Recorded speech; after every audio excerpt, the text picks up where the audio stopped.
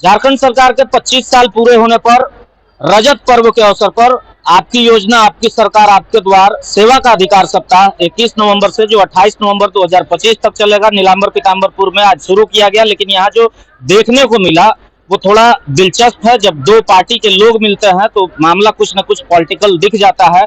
और आपको बता दें कि यहाँ वित्त मंत्री राधाकृष्ण किशोर बतौर मुख्य अतिथि के रूप में थे और बाकी विधायक शशिभूषण मेहता भी थे। जब शशिभूषण मेहता का संबोधन हुआ तो उन्होंने आपकी सरकार आपके द्वार कार्यक्रम की तारीफ तो की, लेकिन इस बीच जनता के दुखते हुए जो हम कह सकते हैं कि जनता की जो समस्या है उस पर ध्यान आकृष्ट कराया। उन्होंने कहा कि पूरे जिले में सीओ की मनमानी है। भले ये जो सामने लगा हुआ है कि जाति प्रमाण पत्र, स्थानीय निवासी प्रमाण पत्र, आय प्रमाण पत्र से लेकर तमाम ऐसे जो सरकारी योजनाएं का लाभ फटाफट तुरंत देना है, उन मामलों को लेकर उन्होंने बताया कि आप एक बार पता तो कर लीजिए कि आवेदन कितना लंबित है। इसके साथ ही उन्होंने पूरे जिले में शिक्षा के स्तर पर ध्यान आकृष्ट कराते हुए कहा कि पूरे जिले में सिर्फ 3 बीओ कार्यरत हैं, तो इससे आप अनुमान लगाइए कि शिक्षा की क्या स्थिति होगी।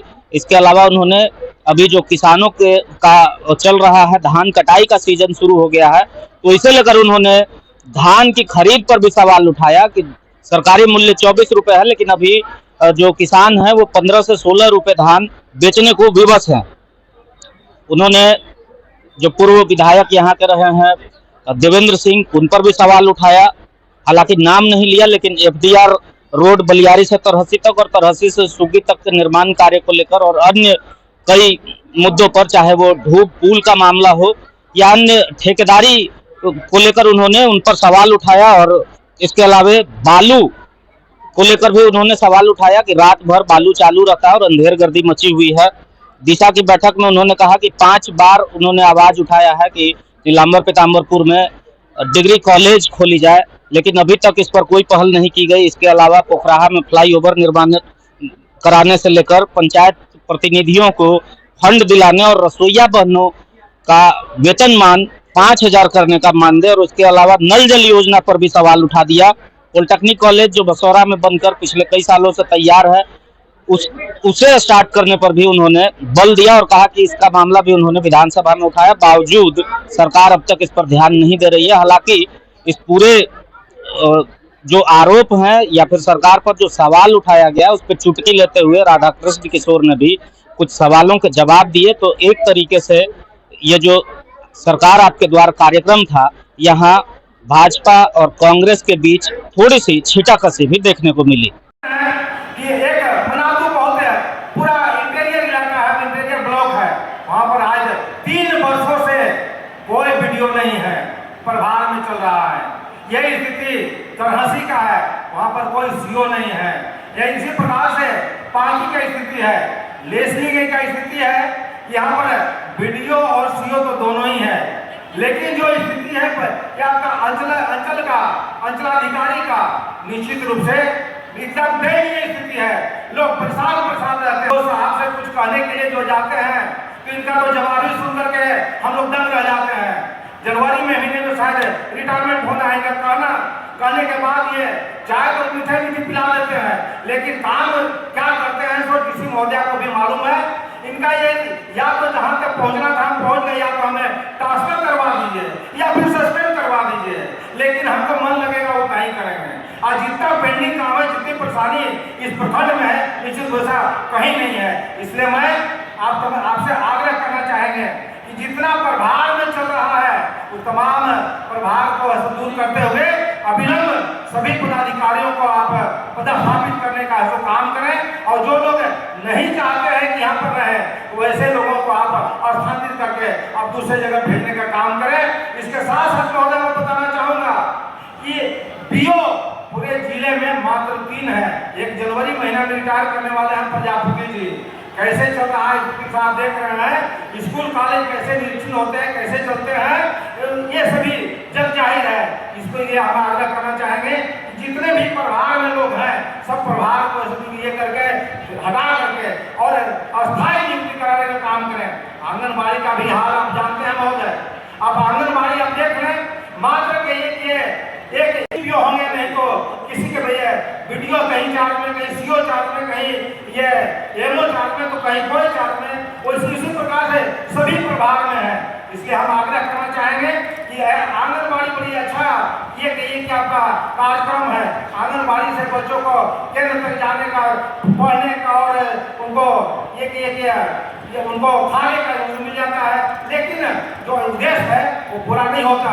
मैंने पहले भी रखा था इस विधानसभा में कि ये आंगनबाड़ी का स्थिति देनी है। शायद ही बाकी विधानसभा में का एक भी ऐसी केंद्र है जो पूरी तरह से खुलता है। अब केवल रहते हैं ये आसनसोल में, रहते हैं टाटानगर में, वो केंद्र चलवाते हैं यहाँ पर। ये बुरा हाल है। इसलिए हम आग्रह करना चाहेंगे कि आप इस पर भी ध्यान रखने का काम करें महोदय। और दूसरी बात ये कहना चाहेंगे महोदय, सबसे ज्वलंत समस्या है कि अभी धान का फसल पैदा हो गया, धान उपज हो गया। अब धान कब सब खटाएगा, दिसंबर की जनवरी महीना में नहीं पता चलता है। अभी मात्र 15 से 16 रुपए प्रति कहिए के किलो मजबूर है किसान बेचने के लिए, जबकि सरकारी रेट 24 रुपए है। अब जब खरीदारी शुरू होगा नहीं तो किसान मजबूरी में साहूकारों को बेच देंगे धान, और उनको जो मिलना चाहिए 8-9 रुपए धान जो कम रेट में मिल रहा है, निश्चित रूप से उनका कहिए कि लागत से भी कम पैसा किसानों को मिल रहा है। इसलिए धान खरीदे निश्चित रूप से आप अभी जो शुरू करवा दें, और जो पैसा ये 6 महीना 8 महीने तक नहीं मिला कुछ यहाँ के किसानों को, तो गोपाल यादव जैसे किसान कई लोगों से ये अभी तक 2 साल पहले का भुगतान नहीं हुआ। ये निश्चित रूप से भुगतान भी एक दो तो तुरंत कराने का कृपा करें, जिससे कि किसानों को मजबूती मिल सके, आर्थिक रूप से मजबूत हो सके। दूसरी बात यह कहना चाहूंगा महोदय कि एक धूप छतरपुर में तरहसी और पांकी से जोड़ने वाला अपने पांकी विधानसभा का यह बहुत महत्वपूर्ण पुल था, और ये 22 में पूरा हो जाना चाहिए था। पूरा नहीं होने के कारण ठेकेदार द्वारा पूरा नहीं किया गया। इसके बाद माननीय मुख्यमंत्री जी ने जुलाई 21 में जांच करने के लिए टीम बनाई 3 सदस्यीय, क्योंकि वो पुल बह चुका था, अभी भी सब गटर के साथ दबा हुआ है। लेकिन आज तक मुख्यमंत्री के आदेश का श्रीमान अभी तक अनुपालन नहीं हुआ। अभी तक 4 साल बीतने के बाद भी अभी जांच पूरा नहीं हुआ। जब मुख्यमंत्री जी के आदेश का जब ये स्थिति है, तो और दूसरे पदाधिकारी के जांच का आदेश का क्या स्थिति होगा महोदय, आप समझ सकते हैं, जान सकते हैं। और ये पुल अब धस गया, अधूरा है, और ये 92% पेमेंट ठेकेदार को हो गया। ठेकेदार अब बनाने की स्थिति में नहीं है, बनाना नहीं चाहता है। विभाग के मिली भगत के कारण इतना पैसे दे दिया गया कि ऐसा उसको अब आवश्यकता नहीं है बनाने का। वैसे पुल बनेगी नहीं बनेगी, इसके लिए हमने विधानसभा में महोदय का भी ध्यान आकृष्ट कराने का काम किया था, लेकिन अभी तक फलाफल कुछ नहीं निकला। पुल अधूरा है, और ये कहिए भुगतान हो गया। ऐसे ठेकेदार पर ये आपका ब्लैकलिस्ट करने की आवश्यकता थी।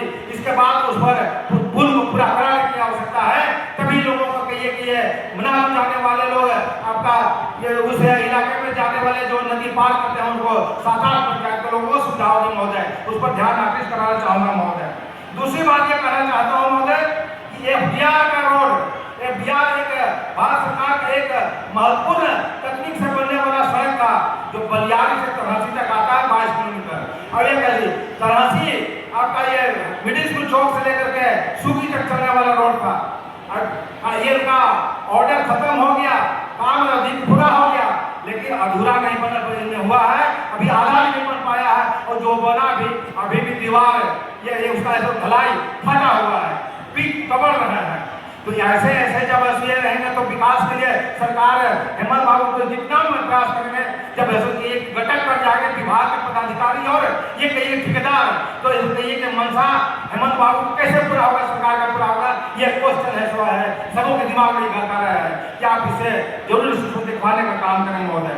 सबसे बड़ी बात एक और कहना चाहूंगा महोदय कि आज जितने भी काम लोग ठेकेदार लोग किए, चाहे वह आश्रमी का काम हो या आरओ का काम हो या कहीं कि जिस विभाग का काम हो, सभी के सभी कहीं कि पैसे के लिए ये तरस रहे हैं, काम पूरा करने के बाद भी नहीं मिल पा रहा है, और उनको खाने के लाले पड़े हुए हैं। इसलिए महोदय से कहना चाहेंगे कि उनका भुगतान भी कराया जाए, और जो भी ठेकेदार ये किए 40 से ये किए 152% तक बिलो करके ये देते हैं, ठेकेदारी लेते हैं, अपना टेंडर लेते हैं। उन पर भी ध्यान देने की आवश्यकता है महोदय, क्योंकि 10-12% तो चलता है कि उनका जो उनका जो होता है बचत होता है वो उसमें बच जाएगा, लेकिन जब 50% किलो जाकर के लोग काम लेंगे तो क्या गुणवत्ता होगा, क्या काम करेंगे और क्या बचेगा, ये सबके आपको सोचने की जरूरी है, सरकार को सोचने की जरूरी है। और नहीं तो ये जो है बंदर बाढ़ का सिलसिला जारी रहेगा। इससे भुगतान उनका हो जो लंबित है, हमारे पार्टी विधानसभा में काम लोग नहीं कर रहे हैं 2 साल से कि ये शिलान्यास करवा के नहीं कर रहे हैं, इसलिए नहीं कर रहे हैं तो उनके पास पैसे नहीं मिल रहा है, पुराना काम क्या उनको मिल ही नहीं रहा है, इसलिए उनका भुगतान जो होता है। और इसके बाद जो लेस जाने का बिलो जाने का जो सिस्टम है आपको 50% 55% तक उसको रोकने का आदेश है, उसका हम लोग को ध्यान दिमाग में रखना चाहिए, रोकने का काम हमारा हक है, ग्राम सीमेंट हमारा हक है।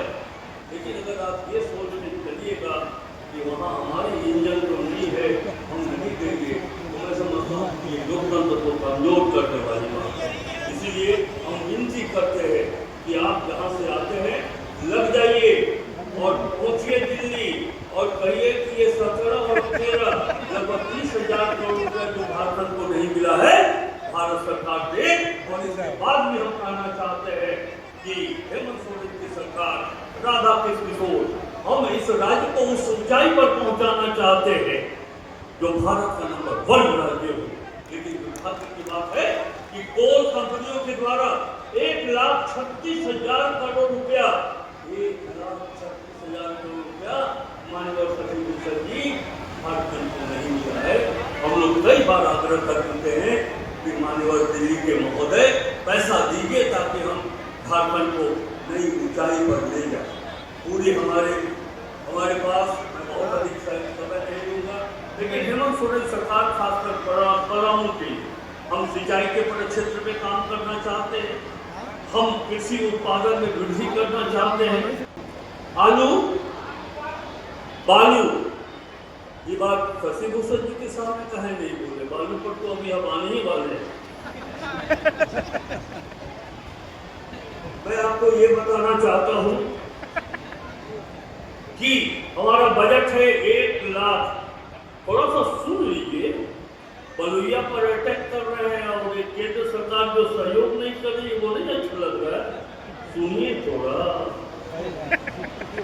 1,45,400 करोड़ का बजट, और इस वित्तीय वर्ष में हमें जो पैसा मिलना चाहिए था, केंद्रीय करों में झारखंड की हिस्सेदारी थी, उस पे 13,000 करोड़ रुपया नवंबर तक भारत सरकार से नहीं मिला।